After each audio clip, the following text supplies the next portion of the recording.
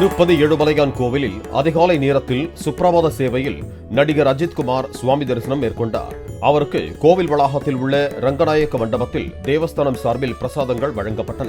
கோவிலுக்கு செல்லும் வழியில் வரிசையில் நின்றிருந்த பக்தர்கள் அஜித்தை பார்த்ததும் தல தல என கூச்சலிட்ட நிலையில் இது கோவில், அவ்வாறு கூச்சலிடக்கூடாது என அவர் செய்கை செய்தார்.